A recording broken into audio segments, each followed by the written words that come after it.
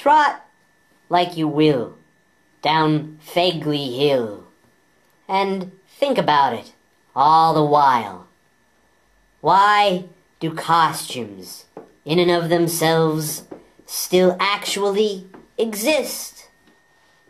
The question has been plaguing you ever since you went to the Halloween party last night and realized that your friend Fred wasn't actually a ghost, and your friend Karen wasn't actually a cat, and your friend Alan wasn't actually a magical dragon, and that you never, for one moment, during the whole course of the party, even with all the booze and drugs you consumed, no, you never for one moment slipped in your mind and believed for one single split second any differently. No, you didn't even believe that Bill was a giant tomato, or that Nelson was a vampire, or that Chastity was a princess. That was the case. So you just don't know about costumes. Yes, and trot like you will down Fegley Hill, its moorings all loose from where the grass was rooted to the trees. Remember as you do that the Germans were once quite different than they are today. They used to be diseased as a people, as a country, just like perhaps your own country is now. They were dragging their collective cane. It was a tragic nation. Mustn't let your own nation fall to tragedy. And so, should you find a ragged Tom on your trot, pick it up and bring it to the bogs. We'll have it wind around our legs while we're sat for breakfast, to calm us, because cats are so calming. Yes, yes. Too bad your friend Karen wasn't actually a cat. Too bad the Germans didn't keep cats. You're being treated badly. I'm not saying that much all the way to that extreme with this, but yes, sometimes, and a kind of symbol for this treatment is the toilet paper situation.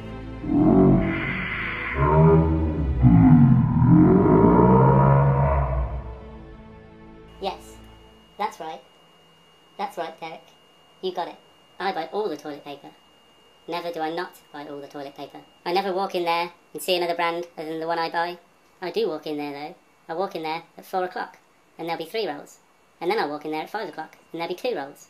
All because someone has a cold and needs to blow their nose and doesn't consider Kleenex a personal item. Not a communal item.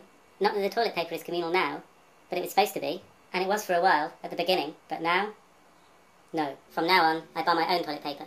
I put it under my bed in a Tupperware thing. It's mine. You guys, you do, whatever. End of discussion. So, you're actually starting a toilet paper war. It's not a war. It's more like a grudge match. What about when that guy Ned came over to wail on you for having sex with his girlfriend? And who stood up to him and wouldn't let him in? Derek. And who told him that you were an incredibly stupid person and that he shouldn't blame you, but instead blame his girlfriend for being unfaithful to him? I told him that. So don't you think that you actually owe us toilet paper? You never told me I owe you 2 years' worth of toilet paper. I'm telling you now. And you actually owe us 5 years of toilet paper. 5 years.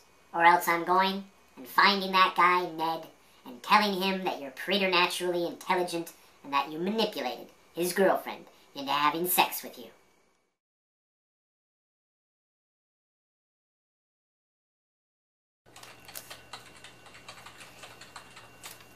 "32. 32. Making jokes with strangers who maybe don't want to laugh along with you. 33. Weeping in the bathroom in the mornings. I can hear you and I get woken up. 34. Ringleted butter dish in the refrigerator belonged to my grandmother. 34A. Nearer butter dish to you when you open the door is the one you should use, yet you avoid it, and I wind up using it while you use my grandmother's. 35. If the bell rings at 3:30 in the morning, do not answer it, and then ask me the next day why your forearms have claw marks on them.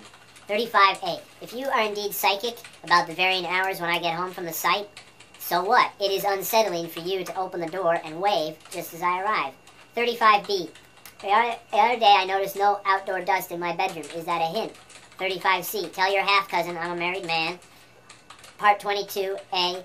Snarling rather than smiling. B. A brief respite from light.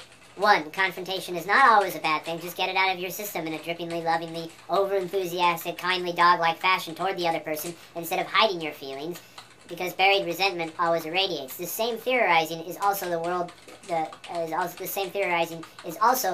to world peace, by the way. 2. In answer to your question of Thursday, January 5, 2:04 p.m., I'd rather not talk about it with you standing there.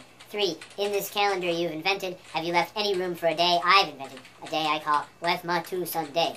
4. T for 2 is not quite the same since we can't break the rule with Hadley having left the house. Mind if I eat this? Part 23. A. Skip. Capital A, lowercase a. This would all be easier if we could convince the landlord of a calico. B. Etiquette near the back door. 1. No opening the refrigerator if I'm standing there talking. 2. The area is to be kept clear of shoes. 3. The area is to be kept clear of bottles. 4. The washer door needs to be swung lightly. I fear its glass cracking against the back door. 5. The small windows in the back door give me the spooks. What if you were using the sink and someone appeared at them? Part 24. Did you hear that? Oh. Did you hear that? Shh. There's a woman whispering my name at the front door. Westphalia, Ashoka, Ramla, Lambeth, Wallingford. Whatever. Now, to the door. Green triangle, whisket. Plus, she had 3 rings representing the first 3 months of the year: January, February, and March. Now stop. Turn your head left. What's in your eye? Flatmates, we call us here in England. Right. Each of her fingers had a ring, each ring representing a day of the week. A Monday, Tuesday, Wednesday ring, and so on. Fingers.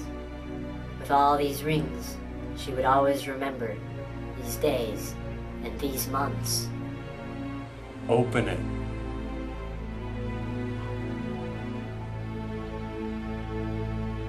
Is she out there? Yes.